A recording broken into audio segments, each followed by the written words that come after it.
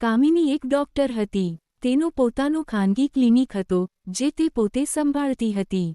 ક્લિનિકમાં ઘણા યુવકો કામ કરતા હતા, જે કમ્પાઉન્ડર તરીકે તેની મદદ કરતા. પરંતુ મિત્રો, કામિનીના અંદર એક ખૂબ મોટો અવગુણ હતો. તે એક વિધવા હતી અને તેને યુવાન છોકરાઓનો ખૂબ જ શોખ હતો. જે છોકરો તેના મન મુજબ કામ કરતો અને તેને સંપૂર્ણ રીતે સંતોષ આપતો, એને જ તે પાસે રાખતી. અને જે છોકરો એવું ન કરી શકતો, એને નોકરીમાંથી કાઢી મૂકતી. એના ક્લિનિકમાં કોઈ પણ છોકરો લાંબા સમય સુધી કામ કરવા તૈયાર ન થતો. જો કોઈ આવી પણ જતો, તો તેની કરતૂતો જોઈને બહુ દિવસ ન ટકતો.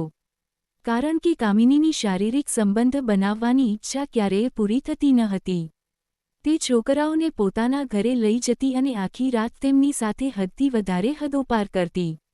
મિત્રો, કામિની ખૂબ જ સુંદર હતી. તેના શરીરના દરેક અંગ અદ્ભુત હતા. આગળથી પાછળથી તે એટલી સુંદર હતી કે જેને પણ જોઈ લે, નજર હટાવી ન શકે.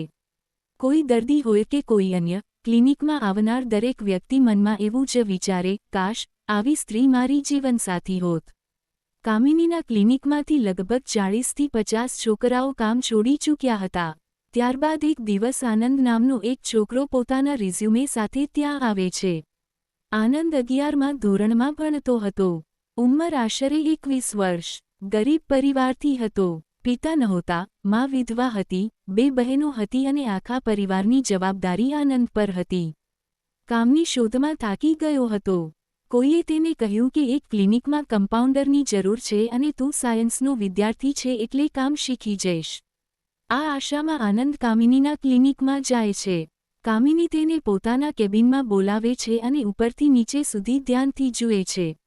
આનંદ હટ્ટાકટ્ટા શરીરવાળો, યુવાન અને દેખાવમાં આકર્ષક હતો. કામિની તરત જ તેને પસંદ કરી લે છે. ઇન્ટરવ્યૂ બાદ કામિની કહે છે, પગાર વધારે નહીં, માત્ર 12,000 મળશે. પણ તારે મારા ઘરે રહીને કામ કરવું પડશે. આનંદ ગરીબીથી મજબૂર હતો, એટલે શરતો માની લે છે. આગળના દિવસોમાં ક્લિનિકનું કામ સામાન્ય રીતે ચાલે છે. સાંજે ક્લિનિક બંધ થયા પછી કામિની આનંદને સાથે ઘરે લઈ જાય છે. રસ્તામાં દારૂ ખરીદે છે, ઘરે જઈને સંગીત, પીણું, નૃત્ય, આ બધું શરૂ થાય છે. ધીરે ધીરે બંને વચ્ચે સંબંધ બને છે. આનંદ પોતાની નોકરી બચાવવા અને કામિનીને ખુશ રાખવા માટે પોતાની સંપૂર્ણ શક્તિ લગાવી દે છે. કામિની પહેલી વાર એવી તૃપ્તિ અનુભવતી હતી જે તેણે ક્યારેય અનુભવી નહોતી. આ રીતે 2 મહિના પસાર થાય છે. કામિની આનંદથી ખૂબ ખુશ રહે છે, તેને વધુ પૈસા આપે છે. આ દરમિયાન આનંદને કામિનીથી પ્રેમ થઈ જાય છે. એક દિવસ આનંદ કહે છે, હું તમને પ્રેમ કરવા લાગ્યો છું. તમે મારી કરતાં મોટી છો, છતાં હું તમારી સાથે લગ્ન કરવા માંગુ છું. કામિની વિચારે છે, તે એકલી છે, કોઈ સંતાન નથી, કોઈ વારસદાર નથી. આનંદ તેના જીવનમાં ખુશી લાવી રહ્યો છે.